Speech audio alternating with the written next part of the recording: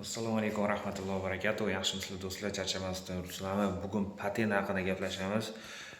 Patentga bordim. Patent iloji boricha do'stlar onlayn to'langlar. Mana programmasi bor. Mana shu programma orqali kirib onlayn ro'yxatdan o'tasizlar. Kunlaringizni belgilaysizlar. Masalan, obeddan keyin bormoqchimisizlar, ertalab bormoqchimisizlar. Ertalab iloji boricha zapisga yozdirmanglar. Ertalab ochirat ko'p bo'ladi. Ko'pchilik soat 4, 3, 2 da bora oladi. Soat 8 gacha kutadi. U yoqda sovuqda o'tirgan foydasi yo'q. O'shaning uchun barvaqt bormanglar. Obeddan keyin masalan 3 ga yoki 1 ga yozdirib, onlayn to'lab borsangizlar, bez ochirat. Onlayn men o'zim to'lab borib, tez o'tdim, 1 soatda chiqasizlar. Endi har xil vaziyat bo'ladi.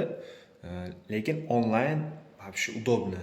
Tez sizlarni chaqiradi, hamma yoqda tez o'tib ketasizlar. O'shaning uchun iloji boricha agar imtihon sertifikatlaringiz bo'lmasa ham, agar sertifikatlaringiz bo'lsa, вообще tekis o'tib ketasizlar. Hamma yoq zelon bo'ladi. Keyin hozir yana yangi qaror chiqibdi. Sizlarning mutaxassisliklaringizni so'raydi. Birinchi ana bu nimada Akoshkada borganlaringizda sizlarni mutaxassisliklaringizni so'raydi. Hozir davlat ishida ko'pchilik ishlamayapti. Mana stroykalarda, firmalarda, nimalarda ko'pchilik ishlamayapti-yu. Hozir ham kurerlik bilan shug'ullanyapti. Kurerlikda pul ko'p. O'shaning uchun kecha nima ham video chiqardi. Bahrom Isonov ham video chiqardi. O'shanda aytdi. Keyin o'shanda men sezib qoldim, mendan ham so'radi mutaxassisligingiz nima deb. Mutaxassisligingiz agar usta bo'lsangizlar, malyar yoki svarchik, mutaxassisliklaringiz endi yoziladi patentga.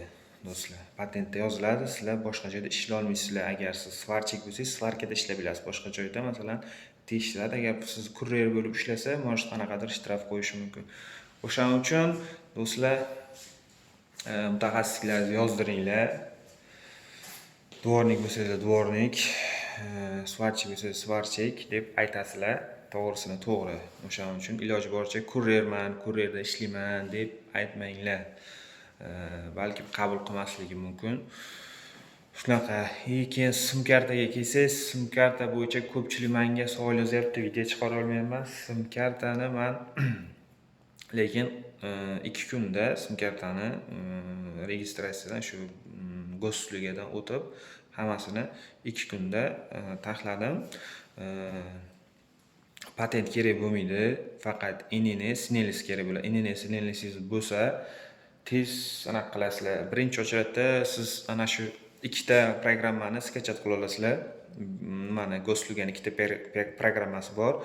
Bittasi biometrik danni, uni короче skachat qilib, u yoqdan nimasidan o'tasizlar, shu beradigan zadaniyasidan o'tasizlar. O'tganlaringizdan keyin bu ham kerak bo'ladi.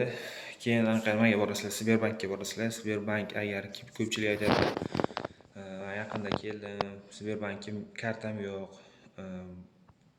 Sberbankka registratsiya kerak bo'ladi, borganda ochish uchun. Registratsiya baribir kelganda qilasizlar, shu registratsiya bilan borasizlar Sberbankka, sizlarga karta ochib beradi. O'sha payt karta ochgandan keyin borib bemalol biometrik dannidan o'tsangizlar bo'ladi. O'sha biometrik danni sizlar gosluga nimalaringizda chiqadi, galichka bo'lib. Keyin goslugan skachat qilib, через Sberbank skachat qilib olasizlarda, через Sberbank skachat qilib olib, nimaga borasizlar? Salonga borasizlar sim karta olish uchun. 2 kun sim kartangda 2 kun, 3 kunda chiqsa kerak. Chiqqandan keyin anaqa plastik kartalarda 2-3 kunda chiqsa kerak Sberbank. Keyin sразу anaqa o'sha yerda sразу kartalaringiz olganda, sразу biometrik danni o'tib qo'ysangizlar ham bo'ladi. Ungacha qayerdan sim karta olamiz desangizlar, endi Wi-Fi mi или qanaqadir biron bir tanishlaringizmi Wi-Fi'dan bir iloj qilasizlar-da. Endi hozir qanaqa vaziyat yozib qoldiringlar, yangi kelganlar ko'rib turgan bo'lsangizlar. Menda chunki o'zim sim kartam bor, eski sim kartam ko'pdan beri ishlaydi. Uni hozir to'g'riladim, yangi sim karta olganman. Endi hozir yangi kelganlar qanaqa bo'lyapti, nima bo'lyapti, uncha xabarim yo'q. Lekin ko'pchilik yozishyapti, yangi kelganman, sim karta ishlamayapti, nima qilamiz? degan savollar ko'p bo'lyapti do'stlar. Shuning uchun sizlar ham kommentariy yozib qoldiringlar, keyin videolarga like bosib obuna bo'linglar do'stlar. Ko'pchilik obuna bo'lmasdan ko'ryapti meni videolarimni. O'shaning uchun podдержка qilib turinglar. Xudo xolasa harakat qilamiz sekin-sekin sizlarga foydali videolar chiqarishga. Endi men o'zim hayotimda shu bo'layotgan shu bordim patentga, shu qanaqa vaziyatlar bo'lyapti, shularni sizlarga qo'ldan kelgancha yetkazishga harakat qilyapman. Shuning uchun like bosib, obuna bo'lib, podдержка qilib turinglar do'stlar. Obuna bo'lishni unutmanglar. Xudo xolasa yana sizlarga foydali videolar chiqarishga harakat qilaman. Sog' bo'linglar, beramiz.